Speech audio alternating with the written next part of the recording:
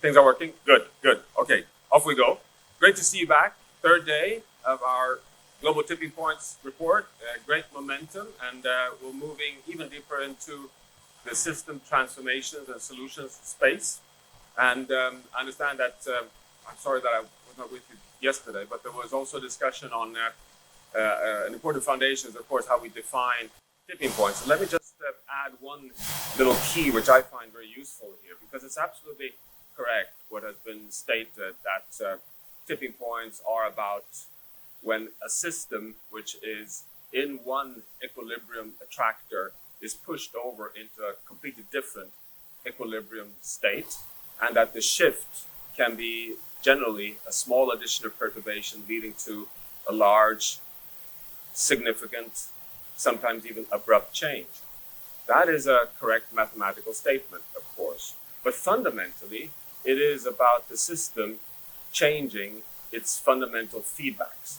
So a system, a social, an ecological, climate tipping element system is dominated by one set of feedbacks which keeps it in a stable, and for the Earth system over the past 12,000 years, generally in a state that dampens stress, meaning it's dominated by cooling negative feedbacks. The system crosses a threshold, which means crossing a tipping point, when the feedback dynamics goes from being dominated by these negative stabilizing feedbacks to self-amplifying positive feedbacks.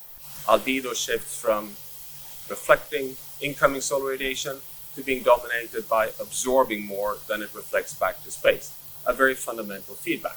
Carlos shared the feedback of a rainforest self-generating through moisture recycling, the fundamental feedback holding the rainforest in a humid condition, and it tips over the moment that feedback is shut down and instead is dominated by self-drying feedback, which takes it to an irreversible new basis of attraction, a savanna state. That is why we're always searching for the feedback dynamics, which applies for social systems as it does for ecological systems. And I think that's quite useful also because it means that you can cross a threshold without noticing it, because it's not necessarily an abrupt change. It's not necessarily falling off a cliff, definitely not. You'll see a rate change, you'll see an irreversible trajectory, but it's not necessarily so dramatic like something just thundering down. And I think that is one of the biggest misconceptions, that it's perceived as if you cross a tipping point that you fall over a cliff. And that is very rarely the case, but it's irreversible, at least in time steps that are relevant for us humans, because it's a fundamental shift in feedback. Anyway, but now we're moving into creating those feedback shifts in socio-technological systems. And it's great to have James Dyke leading the way in this session, Associate Professor of System Science here at Exeter University, but also Assistant Director at the Global Sustainability Institute. Systems Institute, sorry Tim.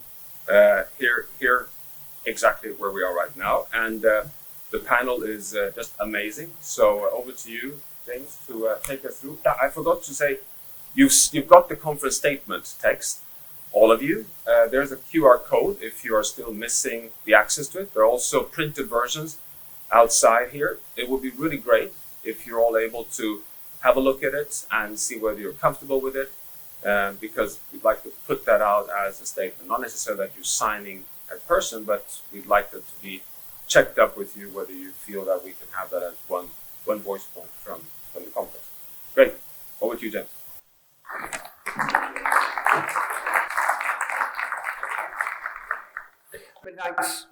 Many thanks, Johan, and thank you all for coming so early in the morning. I thought a 9 a.m. start was quite ambitious in the conference, but you continue to surprise and impress everyone here, so well done for getting up.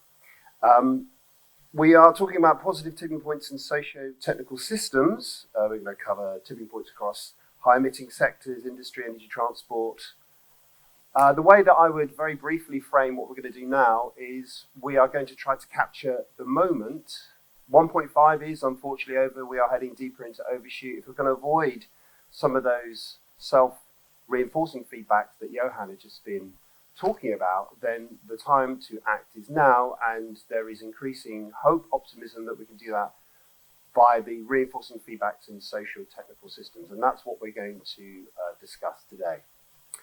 In order to do that, we have an incredibly esteemed panel, and I'm going to do my very best to summarize some of the tremendous achievements in the introductions.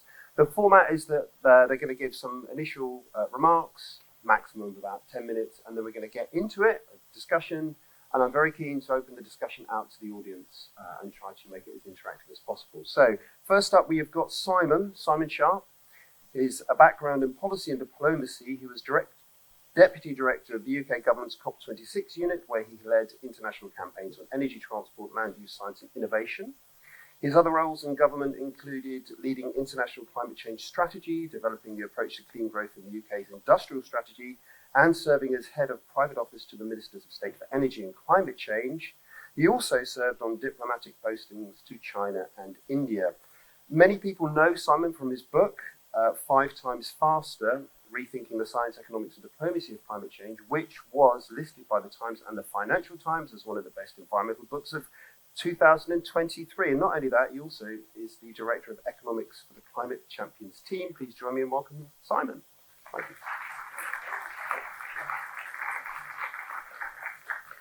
Next up, we have Jean-Francois Mercure, or JF.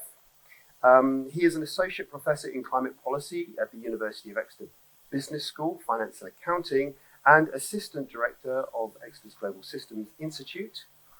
During 2022 to 24, he was Senior Climate Economist at the World Bank. He is also a Principal Economist at Cambridge Econometrics and Chief Economist at the Exeter-based startup Trex. And he remains a part-time consultant for the World Bank. His work focuses on research, application and communication on the economics of low-carbon transitions. And prior to 2022, he was a faculty member of Exeter's Geographies Department, and we actually started at Exeter together. So he's a good dear friend and colleague. So please join me in welcoming Jay. Next up, we have Fenna, whose work focuses on unpacking the complexity involved in innovating for a circular economy and sustainability in a business context. A central question in this is how systemic change can be unlocked through changing how we think about both problems and solutions and developing methods, tools, and approaches for designing new business practices and co-creating new value networks. Transdisciplinarity characterizes her work through drawing from the domains of design, engineering, sustainability, business and organization science, industrial ecology, social sciences, and the system sciences. Fenn is currently based at the School of Business, Economics and Social Science at the University of Hamburg, and it doesn't say on your bio that your highly cited paper has got 1,756 citations now, isn't it? Which is a pretty tremendous achievement. So anyway, welcome, Fenna.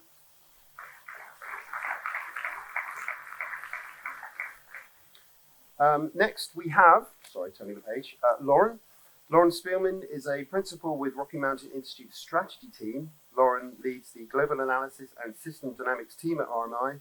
Lauren and his team have published reports on the dynamics of technology deployment across geographies globally and works with civil society, corporates, financial institutions and policymakers to advance the pace and direction of the energy transition. Before RMI, Lauren worked at New Foresight in the Netherlands in agriculture and sustainability issues in the value chains of tropical commodities, such as coffee, cocoa, and palm oil. Lauren has a PhD in complexity science from the University of Southampton, an MSc in environmental science from Wageningen University, and a BSc from Utrecht University. And I served on Lauren's PhD advisory committee. And he has left me in the dust ever since. So it's great to see you back here. Welcome, Lauren. And finally, we have Kirsten Dunlop, who is Chief Executive Officer at Climate Kick, Europe's largest public-private partnership focused on climate innovation. She brings to her role a deep conviction in our capacity to learn and evolve into a climate-resilient society, and over 30 years of experience catalyzing systemic transformations in a career spanning academia, consulting, banking, insurance industry across 3 continents. That's 6 countries now, maybe about that, yeah. Kirsten serves, it says various, I would say numerous advisory boards, and is recognized as a leader of the European Commission Economic and Societal Impacts of Research and Innovation Expert Group, a specialist in experiential learning and cross-disciplinary practice. She holds a PhD in cultural history and a BA honours in art history. Welcome, Kirsten.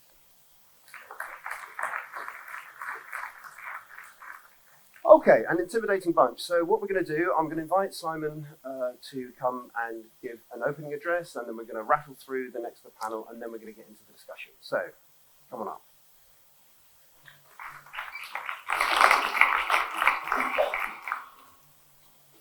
Good morning. Whoa, I thought I might do that. Great. Somebody once said that every complex problem, if you look at it in the right way, becomes even more complex. Despite that, I'm going to try and say something simple about 3 positive tipping points in each of these sectors: power, road transport, and steel. If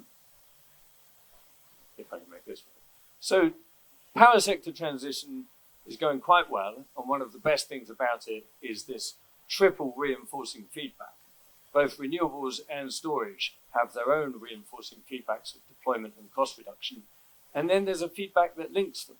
The more renewables you deploy, the bigger the price spreads in the power system, the greater the profitability of energy storage, more storage gets deployed, and that can absorb more renewables, don't need to curtail them so much, so they become more profitable, more of that gets deployed. So that's really good. What's the problem? Well, we've still got a load of coal on the system, nowhere more so than in China. China is currently building about 95% of the world's new coal plants, which is, of course, the worst thing that you can possibly do for climate change. What's going to stop that? Well, probably that will stop when the Chinese government believes that long-duration storage can fulfill the role of coal plants instead. And how's that going to happen? Well, long-duration storage is one of the most risky investments you can make. It's not going to be used very often, and it depends on imbalances between supply and demand far into the future that you really have no chance of predicting. Possibly one of the best policies that could address this is a revenue cap and floor arrangement. This guarantees the revenue within a certain band that an asset can make. The UK used this for interconnectors. Interconnectors, if you think about it, they're a bit like long-duration storage. They arbitrage. The only difference is interconnectors do it over space, whereas long-duration storage does it over time. And in the UK, this policy led to a 4 times increase in the capacity of interconnectors, and interestingly, didn't require any subsidy at all. The floor of the cap and floor has actually never been used since this was created. It was all about managing the risk and giving the investor certainty. That's what led it to happen. So it could happen for long-duration storage too. And in China at the moment, actually, there are lots and lots of long-duration storage demonstration projects, probably 20 or 30 in the different provinces. Only one province actually has a deployment policy, that's Shandong, that has capacity payments for storage. Every other policy only has them for coal plants and pumped hydro. And Shandong had over half of China's investment in new long-duration storage in the first 2 months of this year. So, second, I'll say something briefly about trucks, heavy road transport. Light road transport going very well. Of course, 20% of new car sales globally are electric vehicles already. In heavy road transport, it's a bit further behind, but one good thing, I think, is people who buy trucks, or I should say businesses that buy them, are relatively rational. They care about total cost of ownership more than whether it's a nice, flashy-looking vehicle. And already, in some segments, the lifetime cost of electric trucks is cheaper than diesel. That's true in the medium and heavy-duty segments in China, and for vans in China and India. What's the best way to bring that forward? Well, zero-emission vehicle mandates are the most powerful policy for reallocating investment from the old to the new technology and bringing the costs down. They could bring down the cost of EV trucks by about 30% over the next 10 years, which is incredibly helpful. But some of the companies that buy trucks, they're small and medium-sized enterprises, they're capital constrained, they really care about the purchase price.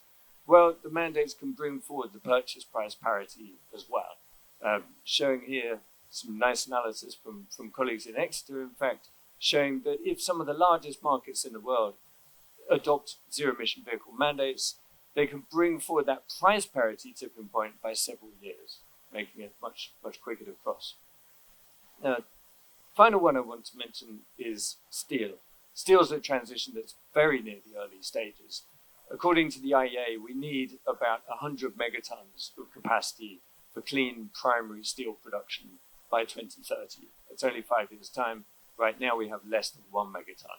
So it is all still to be done. And the problem is it's just too risky to invest in this new capacity that's going to produce steel more expensive than what's on the market. The tipping point that we have to cross is, in terms of risk perceptions, you have to get to the point where industry feels that actually it's no longer first mover risk that is the biggest risk, it's late mover risk that's the biggest risk. How do you do that? Well, at the moment, most countries are going about it in completely the wrong way. They're using carbon pricing as a policy, if they have any policy at all. And what that tends to do is just push a shift to recycling, which is fine, but it doesn't get you primary clean steel deployment technologies. And it might also send you towards other intermediate dead-end technology solutions. And if you have a carbon border adjustment, that also actually not only fails to deploy the clean technology, but fails to protect your industrial competitiveness at the same time. I won't go through all that, but we might return to it in discussion. I think a much better policy is a clean steel subsidy with recharge. In every sector, we've seen that subsidies are what does get you the clean technology deployed. You have to invest in the new before you can get rid of the old. And you can quite easily recharge the costs of that on all of the steel production across the whole sector. That actually makes it revenue neutral. It affects the total cost of steel by a very small amount, and it actually gives you virtually no competitiveness risks at all.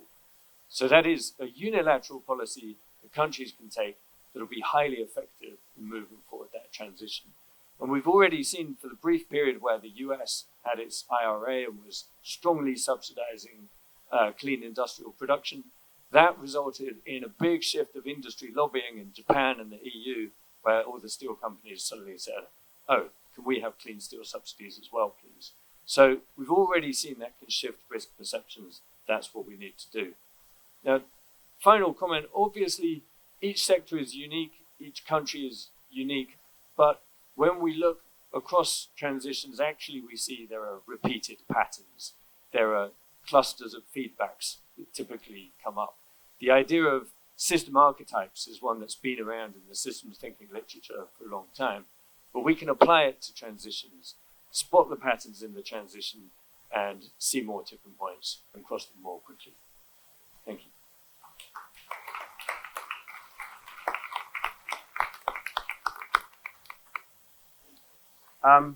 Jay?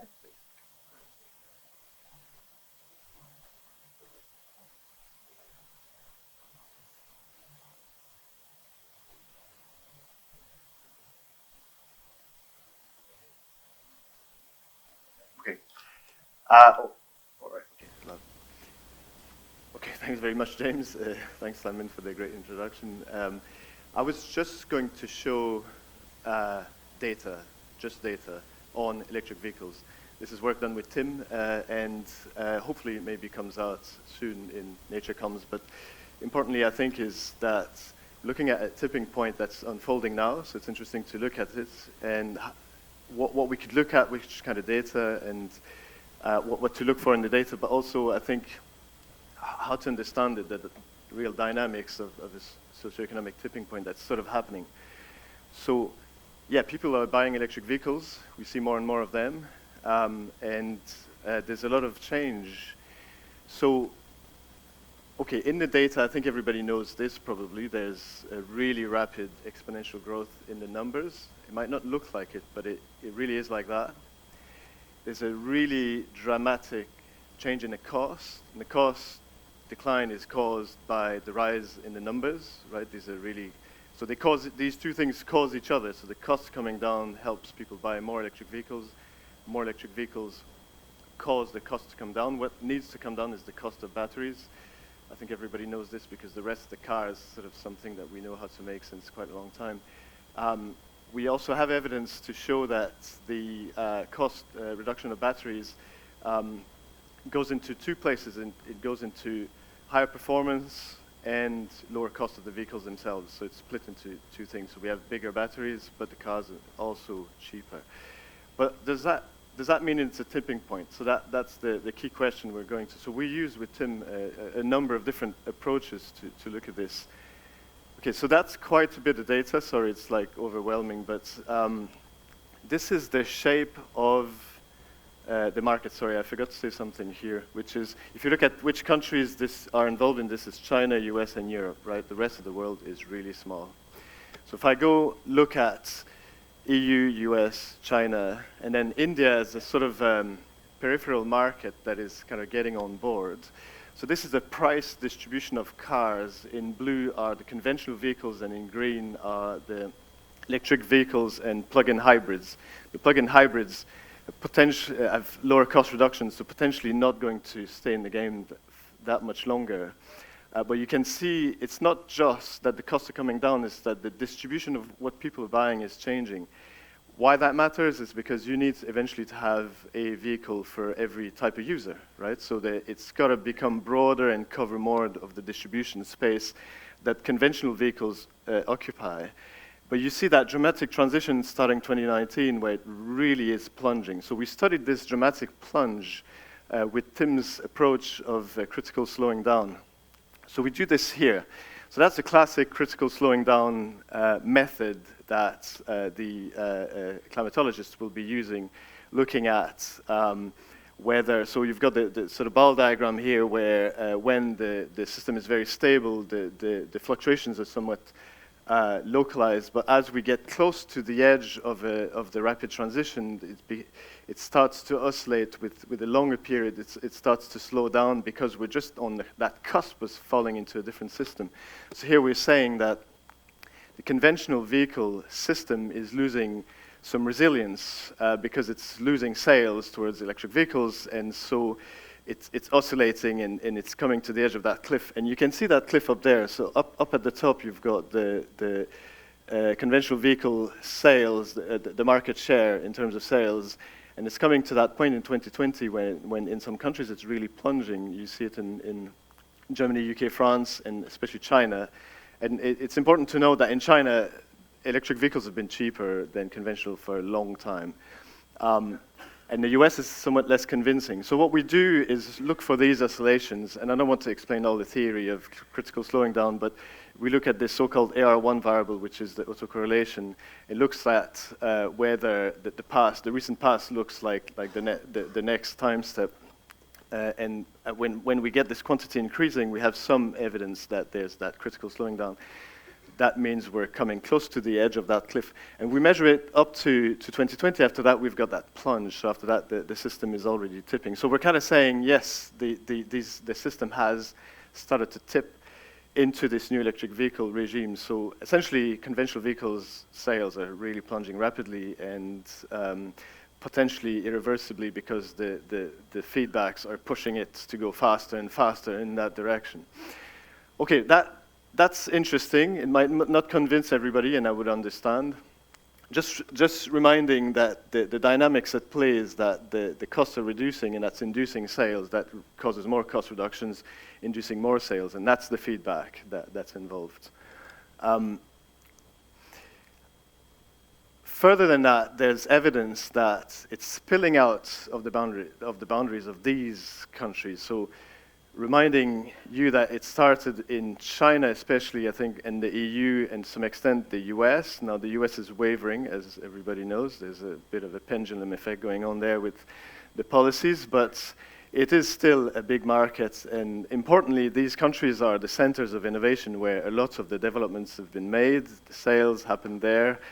But you can see from these maps that it's actually spilling outside of these countries. And that's important because that's the spatial diffusion problem where we're looking at how the tipping point is gradually spilling out of borders. So if you think of countries where perhaps policymaking is, there's less agency for policymaking on electric vehicles because there's other priorities or because there's limited fiscal space or there's challenges in doing so, the leading markets are making the costs come down. That's really what's happening. And once the costs have really come down, and you can see it's come down a lot, that then becomes available for these other countries where perhaps the space for policymaking is a bit limited. So that really matters. So we have to understand this not as a collective, as a prisoner's dilemma, but more about how action in some places induces action in other places. So, not wanting to take too much time, I'm just going to conclude. So it doesn't mean that we've solved the problem for emissions in mobility, right? So that's not what I'm saying. What I'm saying is that the system is in some kind of transition, and actually it's too slow, nonetheless, to achieve targets before 2050. So we need to accelerate that tipping point, and that's important. So policymaking is still really important, as Simon was explaining. I think mandates and some degree of subsidies and maybe taxes together can conspire to accelerate really in the right way. But what's important is, so yeah, the tipping point's not fast enough to achieve climate targets, but it's happening. It's also fragile, so it doesn't mean it's completely irreversible that whatever happens in politics would, the tipping point would still happen. I think it's possible that it reverses. If there's enough policy reversals in enough countries, it could really put so much hurdles in the way of it that it could really get bogged down, or we could be kind of a bit stuck. And so, but without change of the policy regimes, this is where it's going. So that's, I think, the critical thing. Okay, so there's an issue of the dominance of China in producing batteries. That's going to have to change because that's leading to enormous geopolitics where, there's trust issues across the world, obviously, but 80% of the market for batteries is in China. It's good in a way because the scale of production makes the costs really be quite low, but it's bad for geopolitics. The EV transition, if it's really rapid, will really massively disrupt oil markets, and it's really important for financial markets. That could be so disruptive that there could be enormous losses, and there could be a ramification across banks and banking system and so on. So we need to think about that. And geopolitics around critical minerals, it could also impede the transition, so there's a lot more to learn about this, but I'll leave it there. Thank you very much.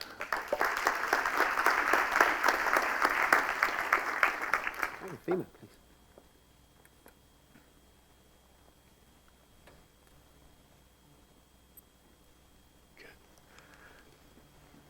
You hear me? Fabulous. I want to follow these great talks about energy and mobility to talk about stuff, right? The scientific term that we use to describe resources, raw materials, components, and products. I'm sure that to none of you it's news that I tell you that currently we're operating a take, make, use, and waste paradigm, right? This is what we call the linear economy. And it assumes an infinite amount of resources are available to draw from, and that there's an infinite waste sink available for our wastes to go. That's not the world that we live in today. We could do a little bit better, right? We could add a little bit of recycling. That's already heading in the right direction.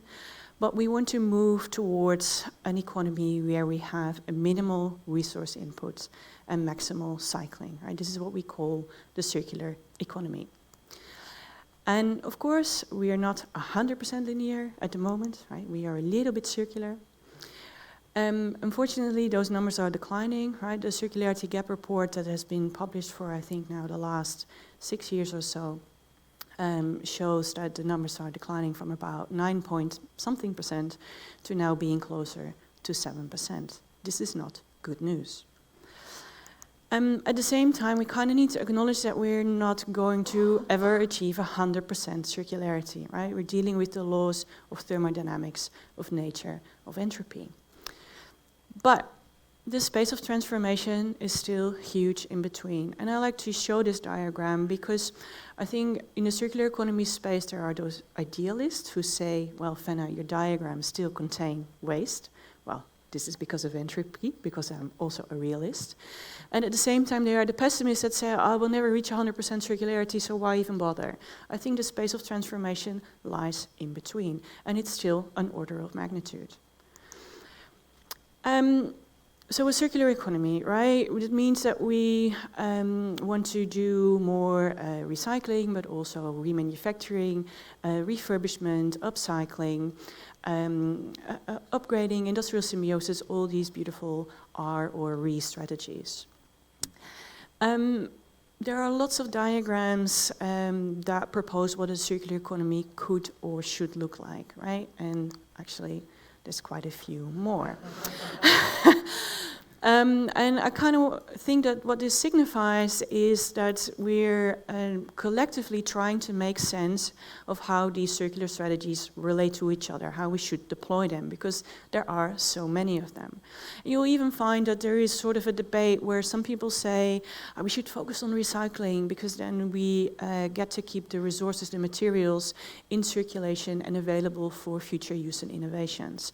But there's also those people who say, no, we should focus on product longevity and durability because recycling also comes at a cost.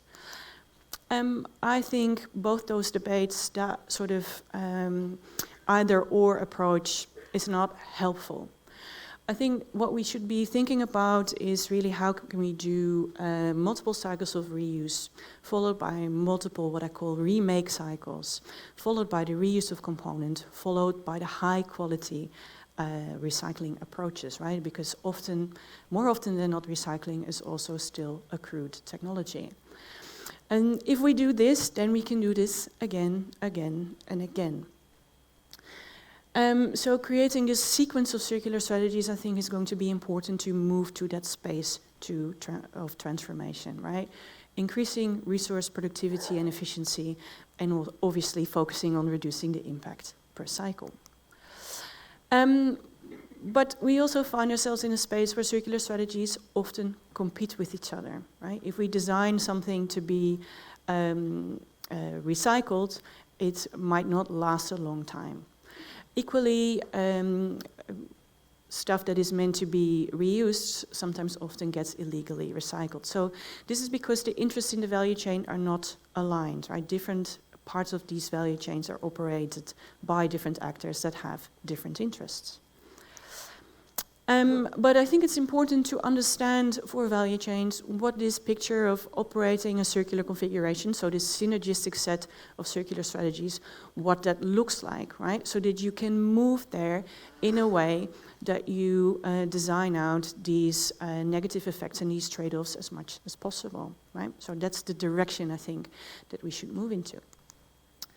But I want to offer a cautionary tale, right? A case study recently completed with Tim and one of my students. This is sort of a case from Germany in the post-war era, where for reusable bottles for mineral water, right? Huge market in Germany, where sort of the starting state is that these mineral waters, the bottles were sort of company specific, and each company was operating their own local system. This wasn't very efficient, and the sort of reuse levels were maybe 1 or 2 times. Now, the first tipping that happened is into this pool reuse system, which is sort of a central system where the reuse levels were 40 to 50 times, right? So a really significant improvement. Now, the tipping into here is actually not that interesting. It's a tipping out to that is interesting for this case. Because this was, when it was tipped into, instant industry-wide adoption. And then something happened that changed that, right? Where it's now actually a single-use recycling paradigm, right? These two circular strategies of reuse and recycling started interacting with each other. So this is a cautionary tale of what to prevent. And I want to say a little bit more about this, right? This is the same story in numbers with the first tipping episode here. I want to talk about the tipping out of it.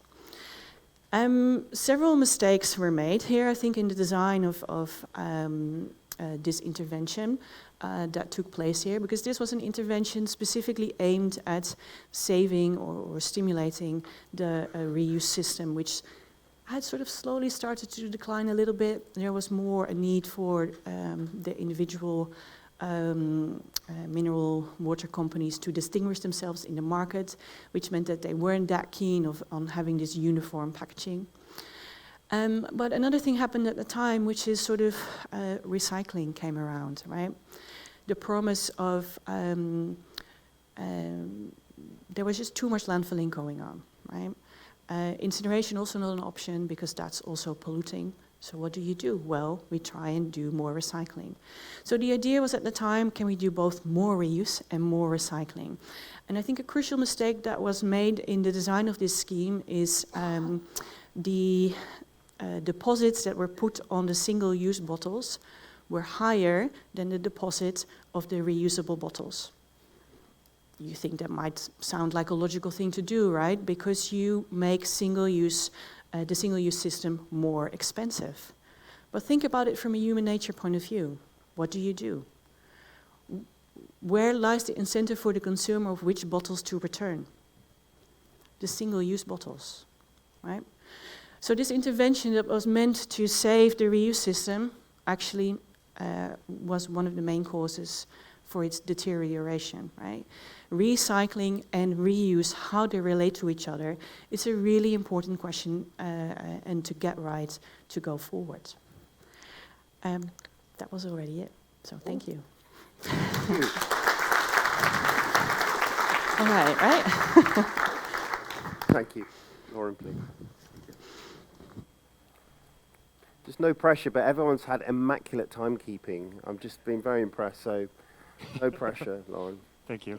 Thank you. Good morning, everyone. It's great to be here. Thank you for hosting, James. It's great to be back and see you again. And thank you for hosting also Tim and Johan and many others here. I always find this meeting to be both sobering, especially the first sessions, honestly, on the Monday, and inspiring. So it's great to see so many different ideas and so many different sectors kind of centered around the same kind of dynamics. What I'll do today is go back to energy. My name is Laurens Speelman. I work for the Rocky Mountain Institute. It's a think tank on energy.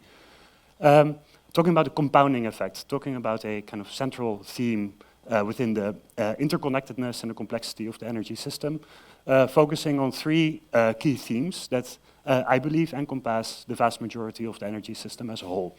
One of them is on end-use efficiency, electrification, and clean power. And I think one important aspect to know about the energy system is that actually the system that in many ways we are up against is incredibly wasteful. On the left-hand side, you see primary energy. That's the stuff that we dig up. It's stuff like coal and oil, and we produce energy with that. And in that production process, we lose a lot of energy along the way. Then we transport, and it's processing and all kinds of other stuff. And then we transport that energy into a final energy form. That's, for example, the gasoline that you put into your car. The gasoline that you put in your car, you burn. And you burn that to move a car, and even though you aim to move the car, actually what you produce is a lot of heat. And this happens across all kinds of different technologies in the energy system. And then lastly, the useful energy, that's actually the movement that we get. In the end, we use that for a specific purpose. So, for example, one of the examples that our co-founder Amory Lovins uses is, in the end, we use the energy in the energy system for cold beers and hot showers, for having a good time with friends, to go from A to B, to have to retain certain values and services from our energy system. So in thinking about the energy system, I think it's really important to keep that concept in mind. Like, in the end, what do we actually use the energy for? And there's many positive changes and dynamics happening in the energy system. I'll first focus a bit on the technology. And the first two here that you see, the energy production losses, transportation losses, and energy use losses, are for a large part also technology. So it's clean power generation, and it's about electrification. And those are primarily really technology driven. And we understand actually quite well how this technological change happens. So in the process of innovation, of the growth of new innovation, it starts with research. It starts with an initial kind of pressure towards the development of new technologies or new ideas and similar. Then we start to build stuff with pilots. So we actually create it in a lab. Afterwards, for the first time, a market is created, connecting supply and demand with each other. Afterwards, if successful, and this definitely doesn't hold for all technologies, it reaches a mass market. It reaches the tipping point, like, for example, in EVs, where the S-curve truly kicks off. That's only in the fourth phase, and afterwards towards saturation. And I think it's quite important that along these different phases in technology change, the dynamics also really change. So the money flows change, the investment changes, the power dynamics shift, and that is really what shifts the broader dynamics in technologies. So on the clean power generation, what we really understand quite well, and what is honestly pretty good news, is on clean power generation, solar and wind, but also battery storage, which is not included here, and all kinds of other different technologies are really scaling very rapidly. One of the key kind of strengths of this is that the energy that is wasted in the fossil fuel system is really radically reduced in a renewable electricity system. And as clean power scales, so across these this combination of different technologies, it reduces energy production losses. And second, electrification is also advancing, so that's the second component, and which is 2 to 4 times as efficient. It depends a little bit on the technology and the setting. And two that I highlighted here are on heat pumps and electric vehicles. Like we already heard from JF, electric vehicles are scaling really, really rapidly, but they are also vastly more efficient compared to the fossil fuel alternative. Like I mentioned, with a car, what you do is you actually, you burn a lot of energy into heat instead of into movement. And electric vehicles are far more efficient in actually providing the services that we need and the movement that we need. Similarly, for heat pumps, vastly more efficient than the fossil fuel system. And also these clean electrification technologies, they span more and more sectors. So it's not only about replacing a car, an ICE vehicle, there's actually many different developments that happen across different technologies. So one example here is that cost reductions in one technology, for example, consumer electronics, resulted in further development and learning, technology learning and cost reductions that allowed for application in other sectors. Small cars, slightly larger cars, small trucks, slightly larger trucks, and so on. So step by step, the technology gets better, the costs reduce, and actually sectors that were previously thought to be untippable start to become tippable. And that's usually underestimated in most conventional analyses. And this electrification reduces final energy losses, which in turn also reduces actually the amount of primary energy that we would need into the system. So it's a compounding effect from one to the other. And lastly, the opportunities for energy span far beyond this clean tech alone. And this is the end-use efficiency. So on the right-hand side, you see, we can replace one technology with another. For example, heat pumps and more efficient air conditioners and efficient motors and electric arc furnaces and so on. But actually the opportunities for our energy system to become more efficient go far beyond that. So the most clear example, I think, would be, for example, mobility that we are all familiar with. It's not only about scaling EVs, it's also about providing these services in an efficient way, for example, through public transport or walkable cities or similar. And this reduces the useful energy that we need, which in turn actually also reduces the amount of total energy that we need, which actually reduces also the primary energy which we need, or the final energy that we need, which also means that the pressure, for example, that we have on the grid, the amount of renewables that we need, the amount of wind that we need, the amount of electrification that we need is also reduced. And there's two examples of how big this efficiency game can be, of actually the combination of electrification and efficiency can be. On the right-hand side, you see that if you combine this, this is modeling by Grupler, and retrieve the data from the LED database. Highly recommend that scenario when you're looking into energy. Is that if you combine modal shifts and mixed-use space with electrification, electric cars, you can actually reduce energy compared to business as usual with 66%. One thing I would like to note, where we understand the technology dynamics quite well, so on electrification and on clean power and similar, the story for efficiency is much less positive.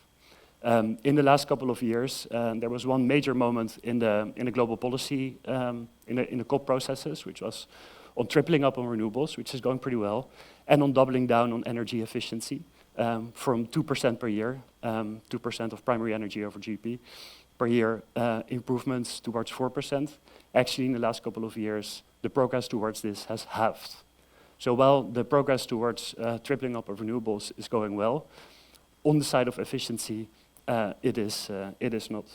And I would like to end with a quote, again of Amory Lovins, which is, focusing on the desired end use places purpose and application before equipment, efficiency before supply, passive before active, and simple before complex.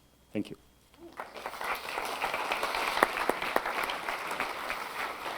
Great job.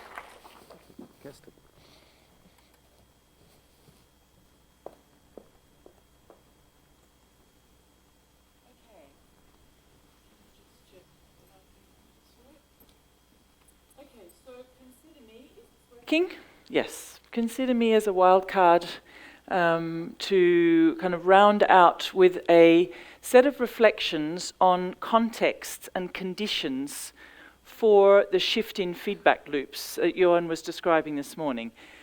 So what I'm going to do is just provide 4 contexts, stroke conditional elements, for ways or for the conditions in which some of what we're describing or reflecting upon or considering and the fuzzy logic of that might really take up and expand. And the first of these has to do with very large-scale urban transformation. The second has to do with the way in which we think about finance and the financial system. The third has to do with AI. And the fourth has to do with people. I'm starting with this because this is close to home, and having been listening for some years in the advisory relationship with the work that Simon and Jean-François and others are doing, one of the contexts that I have been constantly paying attention to is this particular initiative in Europe. It's one of many, so don't take it as the answer to everything, but think of it as a context shift for where and how would some of what you've heard across all of these reflections on energy, materials, circularity, EVs and so on, have the conditions to go exponential. So not just the feedback loops itself, but then the conditions for those feedback loops to get more and more, to get higher and higher. This is an initiative that the European Commission launched. It's unusually structured. It requires 112 cities committing formally to decarbonize by 2030. It's the whole city in scope, so the whole built environment, the whole energy system, and the whole transport system. And what that in effect does is a forcing function for the creation of lead markets. Because when you start to add up what all of those cities require in terms of materials, green cement, green glass, green plastics, green logistics, green infrastructure, green multimodal, and so on, you start to get something like the possibilities of designing a very complex but multimodal and positive reinforcing feedback loop shifts. It's a little bit like playing 4-dimensional chess. And indeed, one of the things that we are doing as the organization responsible for this is bringing industry, pre-competitive whole value chains into the cities to start to look and do a form of Marshall Plan type thinking to bring the supply and demand together. Incredibly complex. It is acting on multiple dimensions, but it starts to open up the possibility for these kind of forcing function, positive forcing function mechanisms, where I was thinking about the shifts in feedback loops, how we start designing for that. And that leads me to the principle of how do we go from understanding and observing scientifically what we believe to be the conditions or the elements or the behaviors of positive tipping points and begin to deliberately design them into the way we think about innovation, policy, governance, and finance. It means starting to introduce, and I know you'll hear more about this in the plenary this afternoon, principles of ecological thinking, ecological design, what Gregory Bateson called budgets of possibility, and what I would call really deeply thinking in terms of options thinking, so that you start to create the conditions for feedback loops in cities between health, a digital infrastructure for energy efficiency, which is the same digital infrastructure that you need for an aging population that needs in-home healthcare, which addresses heat, which addresses water, which addresses air quality, which starts to create positive reinforcing loops in terms of finance, and so on. And that leads me to the second context or condition, starting to actively reconfigure the financial system for positive reinforcing loops, for shifts in the way investment moves. This is Transcap. It's an initiative that Climate Kick spun off several years ago. It's now actively picking up its momentum in terms of actively designing for and directing investment patterns, understanding energy towards positive combinatory effects, positive feedback loop nestings, the way in which we might think about how do you take the learnings from the way in which shifts in feedback loops occur to the way in which they could be coded in and made to happen.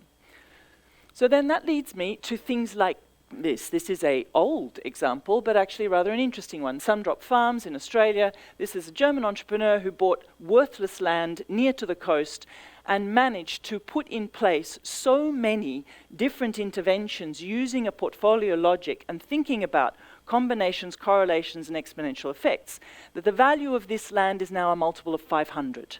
He has 8 different non-correlated cash flow streams. I can go into the detail of that later, but it basically combines a whole extraordinary set of possibilities in one place. And it is the changing of the ways of thinking. And that leads me then to take the flip side of this. We heard the other day I think Jonathan, if Jonathan's still here, a reference to one of the most powerful tipping points could be the collapse of the insurance industry. Well, I was in London Climate Action Week. This is what I would describe as the forcing choice, red pill or blue pill, in terms of the way in which you think about the future of cities and the future of large-scale transformation. And that takes me then to this. For years working in insurance, one of the things that I spent most of my life working on is how are we going to shift the insurance business model so that it doesn't go out of business as we get to climate crisis and the many others. And we are exactly at that point. The useful thing to notice here when you're thinking about positive tipping points is this statement here. Insurance, is not a product. It is a collective governance mechanism. The minute insurability refers to a very narrow window, in effect, between the amount of volatility and uncertainty associated that produces risk and the extent to which you can predict it and therefore collectively create a pool, and the price that people are able or willing to pay. The minute that window of the combination of the risk itself and the price that people can afford collapses down to zero, you have no more insurance. It's not that the industry doesn't love risk, it's that no one can afford to pay for it. And when you take out insurance, you literally take out the entire global economy. Insurance is the last bastion of societal resilience, and the taxpayer is the insurer of last resort. And once you have a Valencia event happening 2 times a year in somewhere like Spain, you have no more fiscal room.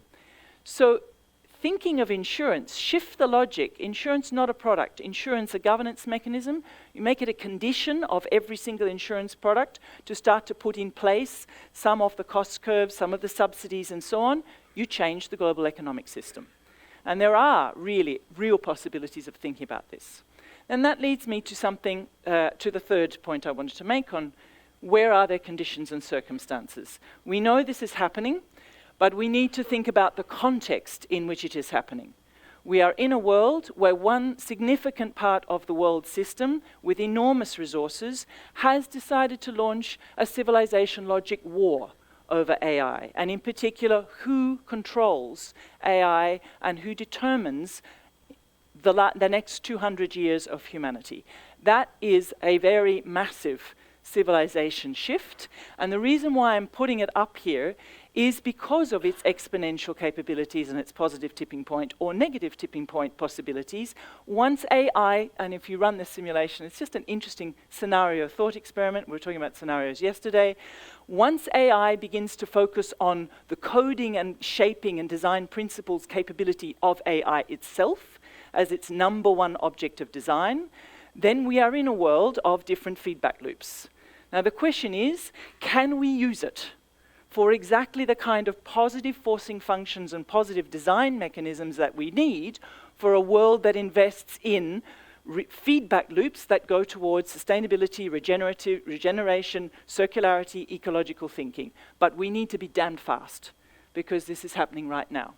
And the fourth and last, I wanted to kind of bring up to our view, and this is much more of a fuzzy logic, and you can hear I'm not presenting as a scientist, that is not my background.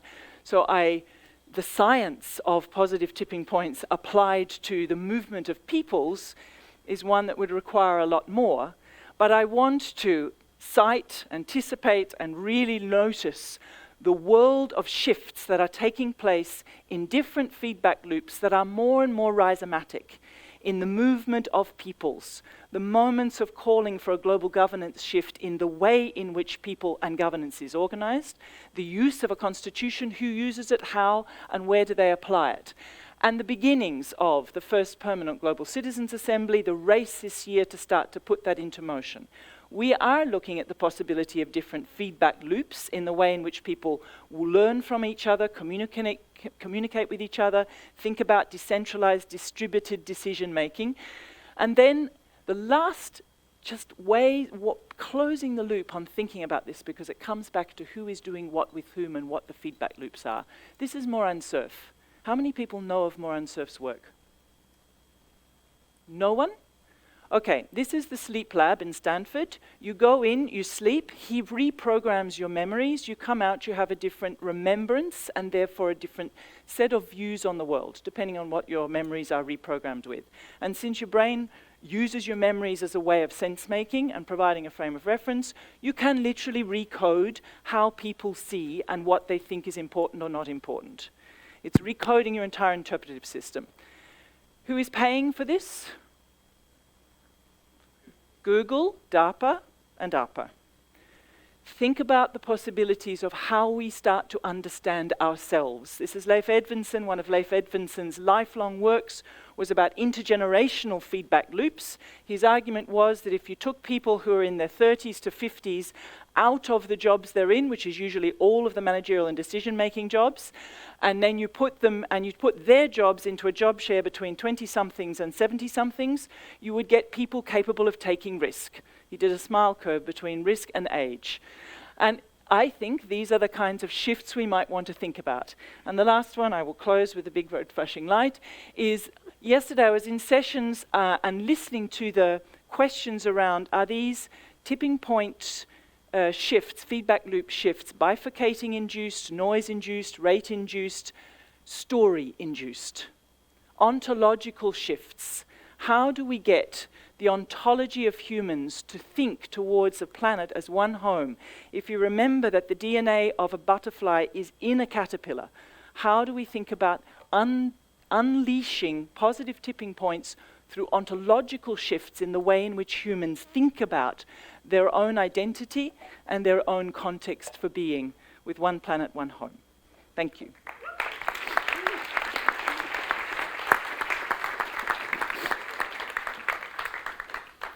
Okay. Let's take a moment. So I got the best job, so I get to ask my questions first. I propose I'm gonna ask you all a question individually, and then we'll just immediately open it to the audience, and I'll make sure everyone has a good chance to interact and contribute. Okay, so look, Simon. I've seen a number of your talks before, and what always strikes me is the argument you make around carbon taxes, right? And today you spoke about the need to produce incentives to accelerate the innovation. The example that I always like you give is that we didn't transition from horse and cart to cars because there was a... Tax on horse shit. Yes, right. Yeah, so we didn't tax that away. So where else do you see, I mean, we talked about some specific countries and sectors, where else do you see the incentives and where those incentives could be applied in order to accelerate? Energy, perhaps, but maybe some other sectors too. Oh, sure, yeah, I mean, everywhere. And I suppose I should just say why. Why is there this difference? Because generally the mainstream understanding, by which I mean understanding based on economics, if the economy was an equilibrium system, which it isn't, is that carbon pricing would be the most efficient thing, but it's politically difficult, so sometimes we might need to do the second best thing and use subsidies instead. That is not true, and the reason it's not true is to do with feedbacks. That when you support the new technology, you benefit from all of these reinforcing feedbacks of cost reduction and deployment, investment, innovation, cost reduction, demand, and so on. You get loads of those reinforcing feedbacks. When you just tax the old technology that you're trying to get rid of, you don't benefit from any of those self-amplifying feedbacks. You just nudge the old technology to function a bit more efficiently. So that's why when you look back at technology transitions of the past, then you can see lots of actions that help them progress. And I think Laurens had a really good picture of the S-curve and the different kind of actions that are useful at the different stages. And they change over the course of the transition. But one of the most important parts of the transition is early on when you've developed the new technology and you haven't yet got it into markets. That's where some targeted subsidies can be incredibly important and useful. And when we think globally about the state of transitions in different emitting sectors now, the power sector is beyond that point. It's in the reconfiguration stage where it's all about market design and complementary technologies like storage. Road transport, cars are beyond that stage, as JF was showing. It's more about regulations that force the pace of diffusion. The ones in that, what you could call the market introduction stage, where you really need targeted subsidies, are things like the energy-intensive industries, steel, cement, plastics, also shipping and aviation. They're the ones where that's what we need. Okay, yeah. Okay, so then, Jeff, you talked about, what is probably unarguably a critical transition, the electrification of road transport.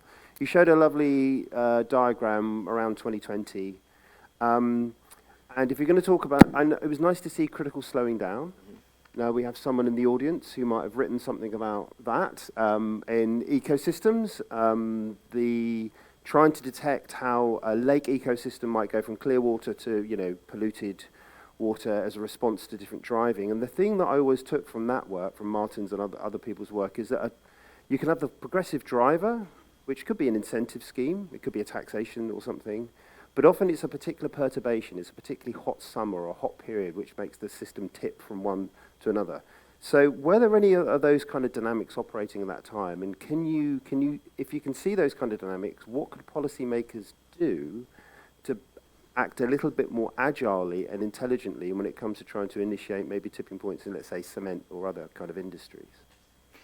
Right, okay, so first, echoing again the presentation of Laurens and what you just said, Simon, about the different policies at different stages, right? Because if you were to compare steel with electric vehicles, then steel is really early in this transition, so it wouldn't need the same policy action as electric vehicles need right now. Right, so the story of electric vehicles is a lot in China, the development of batteries. It was in the US as well.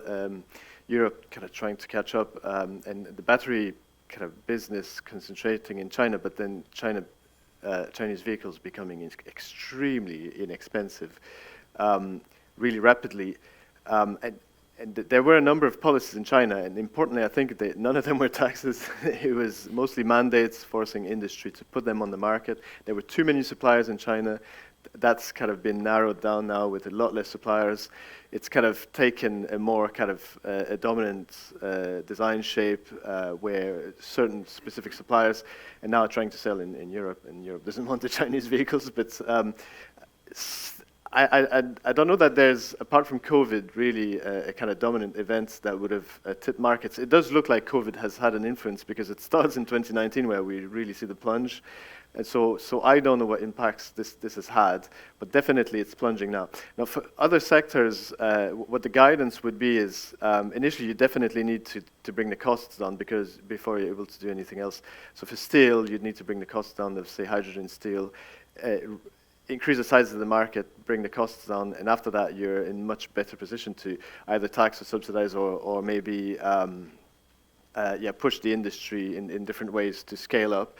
And it's also different from vehicles because it's large infrastructure, so there's a lot of risk involved, so there's financial implications. And so I wouldn't want to generalize what we see with electric vehicles, but certainly what's general is this trend of cost reducing and inducing adoption, going to more cost reduction and so on. Okay, great. Okay.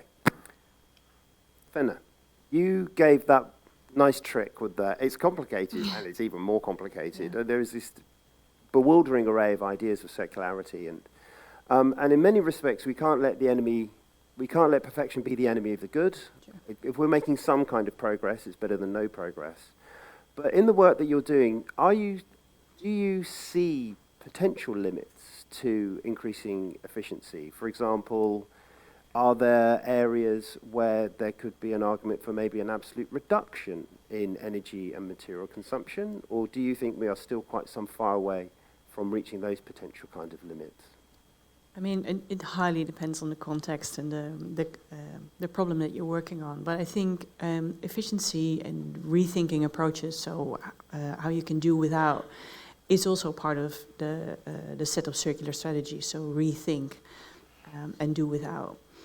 I think there's still potential to dematerialize, but to stick with the example of bottles, if you lightweight beer bottles beyond the point that they are now, they don't last you the 30, 40 times that they can at the moment, right? So there is this interaction between efficiency and circular strategies.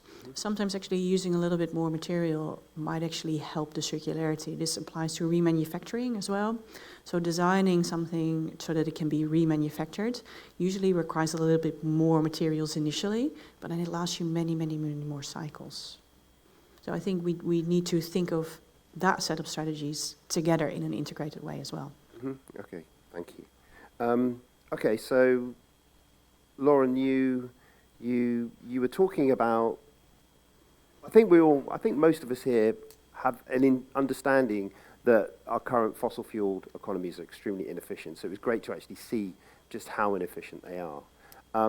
I'm not going to let you get away without at least mentioning Jevons, right? So the Jevons paradox of there was increasing efficiencies of steam engines in that period of the Industrial Revolution, and rather producing a reduction in the consumption of coal, actually increased coal consumption, because with more efficient energies you can do more work, and here we are today.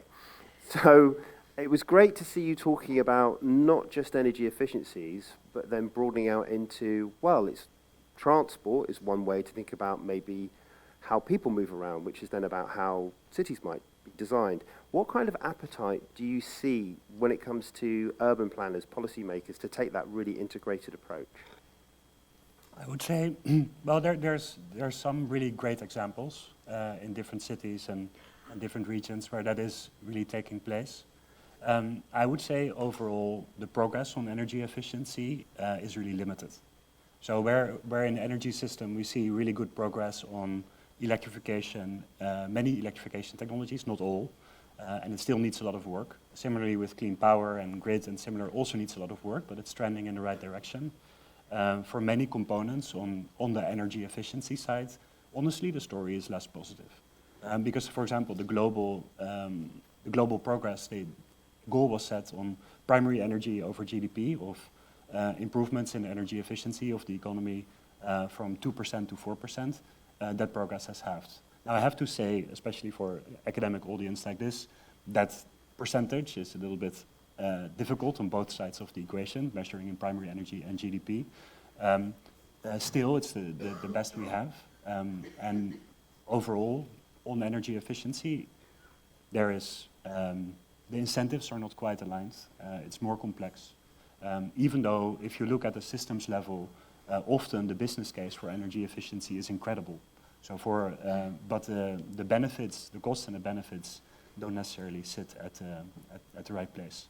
I would highly recommend, the IEA recently published a report on the multiple benefits of energy efficiency in a beautiful flower. I highly recommend it because it touches upon so many different components in energy system currently, on economic competitiveness, on energy security, because you reduce reliance on imports of energy, on energy affordability. It's actually a really good way to bring down the cost of energy, which is a huge theme in energy, and so on and so on and so on. But the incentives don't work quite in the same way as they do in the growth of new technologies. Okay. And I think it's one way to, I have some issues with the Jeffens paradox. Like there's historically there's many different examples of where that really doesn't hold. But I do believe the combination is truly needed. Okay. Okay. Finally, Kirsten, we've seen a number of examples of either actual tipping points, potential tipping points. One of the messages that I'm getting is that, yes, we're trying to see those endogenous internal self-reinforcing feedback loops and where the system takes off, but often it needs a kick up the arse to start with. And I think you put it quite diplomatic as state forcing, right? There needs to be a significant input. That might suggest a quite muscular approach to legislation and maybe regulation through mandates. And I love the fact that you did reference cybernetics. So the thing that I've always been interested in, being that I'm a Gaian, and from that kind of Lovelock tradition, is looking at the Earth system as a cybernetic system. And, you know, William Ross Ashby, one of the pioneers of cybernetics, he had this very kind of hard to understand law of requisite variety, which I still don't really understand. But basically, the summary that I try to grapple with is if you're trying to control a system, the controller needs to be at least as complicated, or at least to have as many internal states as the system you're trying to manage. So we're trying to undertake tipping points in an extraordinarily complex civilization, and maybe even at the city level, the regional level. It's going to be really hard. So I was fascinated by you talking about AI at the end. So is Sam Altman right? Is it just artificial intelligence that's going to save us all? Because it's only through these new intelligences that we're going to be able to provide the controllers for this challenge. But presumably that comes with some risks as well. Well, especially depending on what you want to get out of it. It's what you get in and what you get out. I think the slight kind of sideways step and step back to get to that question would be the question of how we design, and how we design the way in which we are financing, implementing, learning from, taking decisions about, interacting and behaving with our efforts, from technologies to policy to social change and the whole lot. Because one of the things that I observe is, or I've been sitting listening and observing is, it's almost like we're in a mindset of observing how things are happening, but not necessarily in a mindset of designing for them to happen in a particular way. And one of the big advocacy arguments I would put forward is, this is not about designing to control. If I think about what have I not heard, or what I'm hungry to hear, is a lot of conversation about how do we completely unlearn and relearn how to think in complex adaptive systems. Because we have been training ourselves for the last 150 years not to do that, to do something fundamentally different. So if I just come back to, it's a forcing function. So this European Cities Initiative is about to start creating a massive forcing function on materials efficiency. Because when you start to add up all of the city action plans, Europe doesn't have access to the materials that are necessary to electrify the way in which everyone is assuming we are going to electrify. Actually, the world doesn't. Once you start to use all of the materials that people are individually from a siloed perspective assuming, we're just not there. So we're going to have to do massive materials efficiency, which will create a forcing function. And then you have countries like France starting to legislate for spatial energy planning. And all of a sudden you are required to think in more holistic, synergistic ways. So that kind of training mechanism. My sense of the possibility of AI is that it might, if we were to deliberately use it to that end, it might help us do some of what the early cybernetics thinkers were arguing for, and some of what, say, John Kay and others are arguing for, which is, if you're going to do this order of complex self-transformation, which is what we're talking about, you need to design with uncertainty as a feature, not a bug, work with a principle of a portfolio of thousands of options, knowing that no single one of them is useful in of itself, all of them and the relationships among them, the interdependencies of what's useful, and embrace that as a principle of investment, a principle of planning, a principle of incentives, principle of subsidies, so that then you are actually giving us half a chance. And given that we have proven to be appalling at doing that for ourselves, maybe if we start to code AI into holding our hand to do that with us and for us and probably to us, we start to learn our way into thinking in terms of shifting feedback loops as a core competence and a core mindset. Yeah, yeah. We may not be able to manage complex systems, but we might be able to garden them, like nudge Exactly. them away in certain. Okay, that's enough for me. Thank you again. But let's hear from you. So I think there are some roving microphones. Hands are popping up, and I suggest I'm going to take 3 questions at a go and then see how far we get. So there's one right here. Oh, sorry. Do we have one microphone? I'm going to make Peter run all the way around. So we have one. We have one here. Keep going down. Put your hands up nice and high. We've got at the front here, and then you. Yes. So we'll go 1, 2, and then Peter 3 with the brown. If you put your hand back up, please. Yeah, there. So, yes, please. Thanks, Joyita Gupta, University of Amsterdam. Super presentations. I have a north-south question building on the justice issue. So electric cars are going up in the global north, but the old petrol cars are going south. So basically what you're seeing is that when certain things improve in the global north, the older stuff gets just dumped on the global south. And so I'm not 100% sure that that's really going to be a tipping point in the long term, considering that the global south is quite big. If you look at fossil fuels, 78% of the rest of the fossil fuel is in the global south. So will any of these industrial changes, will that really change the mindset of governments in the global south who are sitting on that fossil fuel and think they can go the way we already have?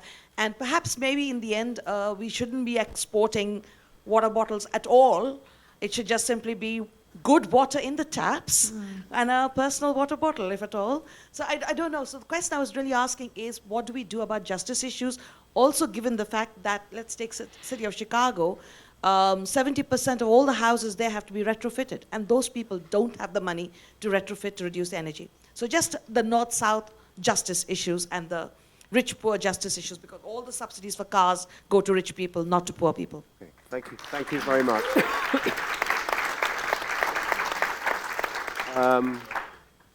Follow that.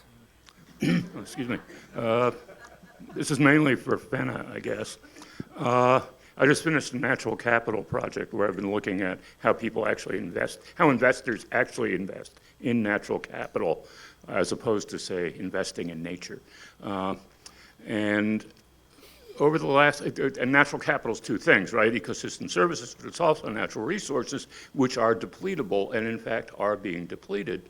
And over the last decade or so, I've been seeing increasing numbers of concerns raised about stuff that we're actually maybe close to starting to run out of now, including copper, for example, which underlies this wonderful electrified world we're looking at, and more specifically, phosphorus. This strikes me as being an incredible opportunity for circular economy thinking, because the whole point of that would be you want to extend the life of these resources, because you want to keep copper around for as long as you can, because once it's gone, and it's not clear to me that for phosphorus, for example, we don't have a substitute. Yeah. And there are other things where that's the case. So how do we get to a place where we've actually got circular economy thinking as a public policy goal? Okay, thank you. Thank you so much. And then, yes, thanks, Peter.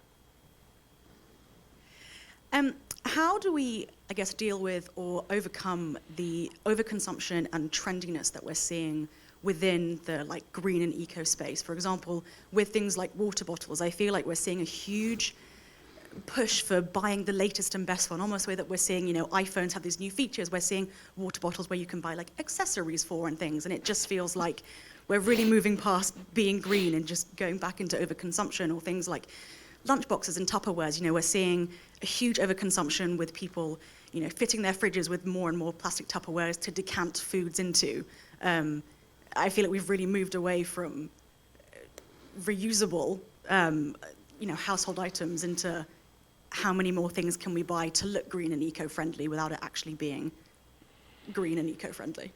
Okay, thank you.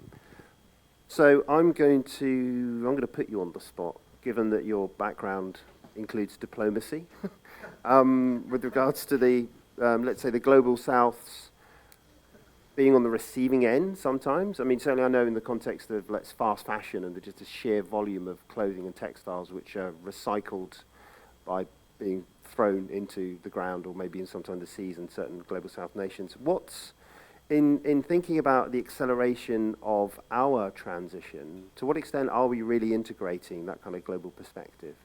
Yeah, thanks, James. I thought you might throw that one at me. And it's a serious question.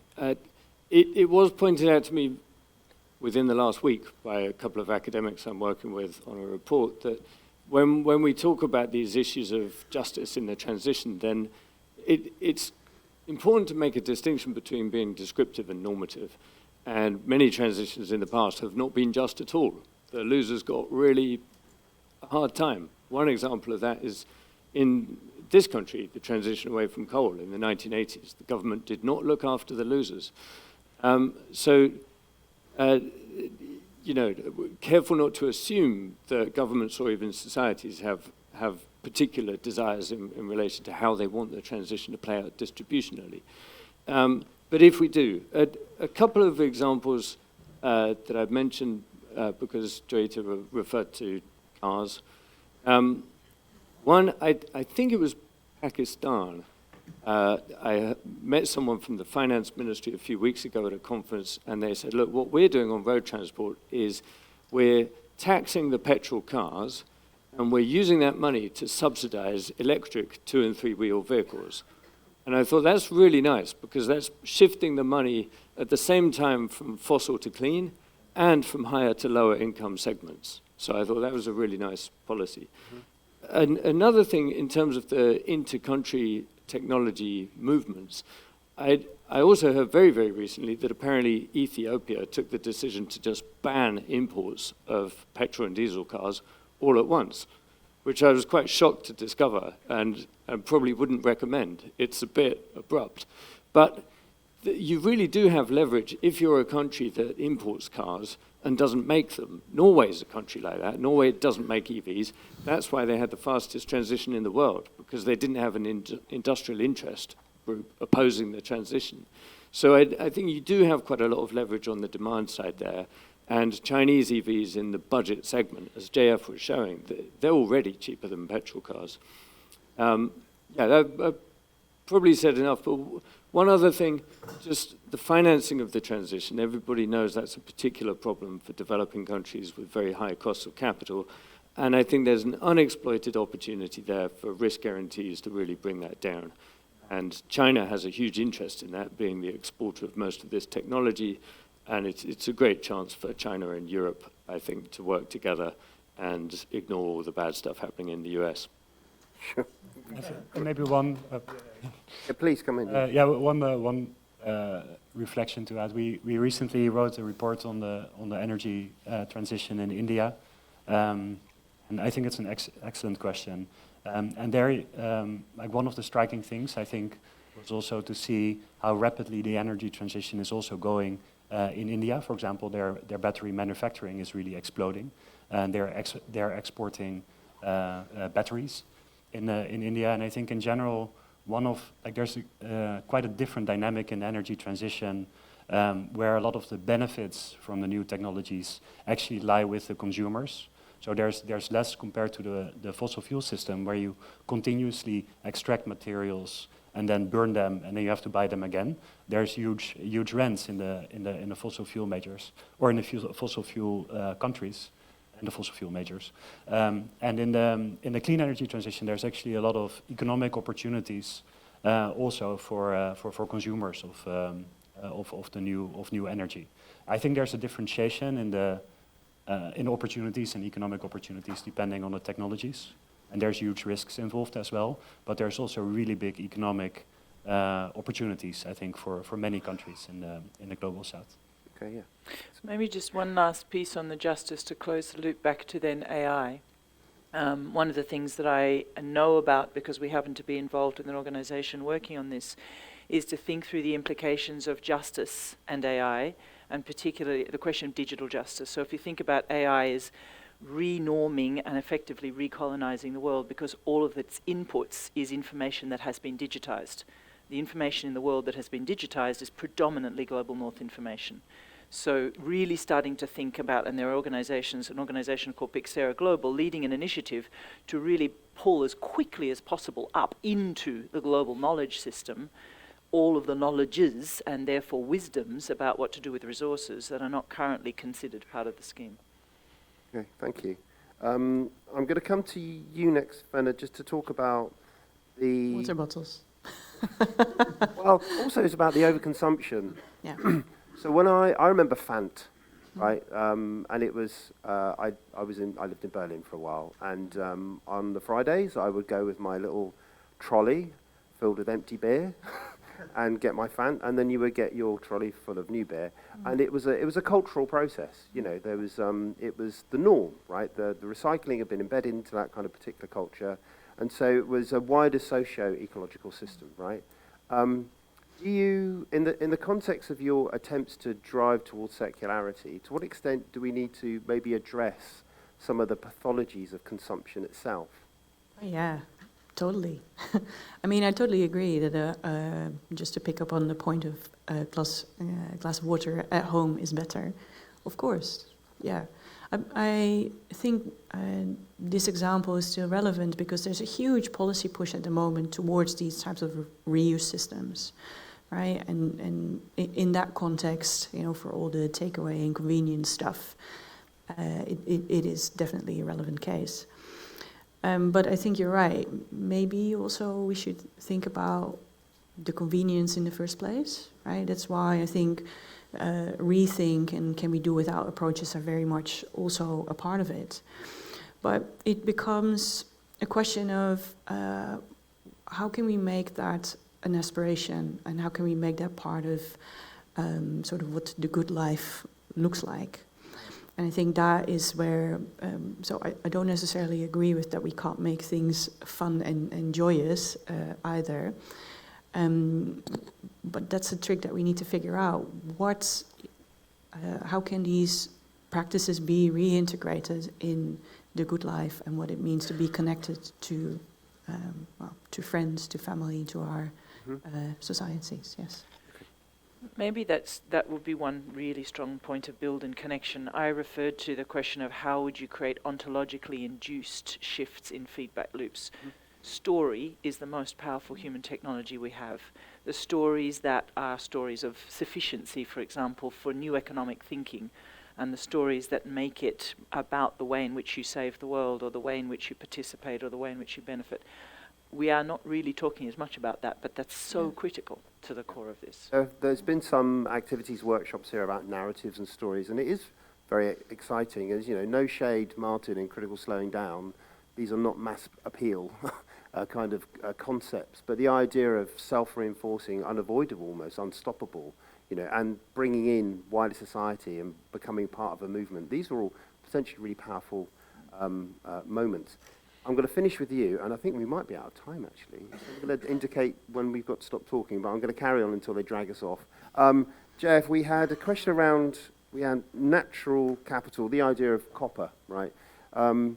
One way I try and think about this is, you know, what if we win? What if we really do accelerate transitions across not just the global north, but maybe the global south and electrification? That's going to put tremendous strain on currently areas which are not really heavily mined, which will be, you know, because we need the copper, we need the lithium. What kind of, do you see that as a potential feedback loop that might begin to dampen potential exponential growth? And do you see policymakers in the space that you work aware of that? Are they preempting it? Yeah, so it's happened already, right? So there was a slowdown in the growth of electric vehicles and I think a lot of other technologies to do with the commodity price cycle. And there was a report by the IEA documenting that, and then there were discussions whether that was going to kill the transition, actually. But then it sort of recovered afterwards, so costs carried on coming down again, and then you can never predict the future completely, and that's quite complex. So it's already there, the issue that we're using so much new materials. It's not so much as sort of availability of these materials on Earth. It's more of a question of the capacity to get them out into usable form. So the processing, and it's problem also that the processing is all situated in China, and so everybody, the thing is ore needs to go to China and get back to some other place and so on. It's quite complex. So opening new mines is a very risky business, and so it's very slow, and so the takeoff of new technologies is much quicker than the establishment of supply chains to reinforce that. So what you end up with is price instability. So that started to interest central banks actually, because then it leads to an issue I mean, it could affect other sectors, it could affect all sorts of places with price instability in copper, for instance, could cause all sorts of problems. So then it became a big interest in terms of managing the economy. And I think that is a big concern. So so we don't control how people decide to buy technology, and that could really happen really quickly with a tipping point like that. And then we have all sorts of other problems that appear across the economy, and we have to manage that. So I don't know. I don't have a very a kind of a wonderful solution to offer here, but it's something that, managing a transition is something that's really important to do. Okay. Yeah. Thank you. We have run out of time, I'm afraid. I just want to say thank you so much for coming. Thank you for the questions. Thank you for our panelists, of course. I have been asked to make a couple of announcements. The first is that there is a climate film, Climate Scam, being screened at 5 o'clock at the XFI building. I'm a bit conflicted about this because I think I appear in that film, so you should go and see it. But I'm running a workshop then, so you should come to that as well. There you go. And also, following the panel discussion tonight at 9 p.m., there is the Tipping Point Disco, which we're all tremendously excited about. DJ Dr. Doom has made a heroic effort to appear this evening in person, so that's going to be 9 p.m. in the Piazza. If you come out of the forum, immediately up the steps, just follow the bass and the drinks, I think, because that's where some free drinks will be provided. But that's everything from us. I think it is a tremendously exciting time. It's also a tremendously frightening time.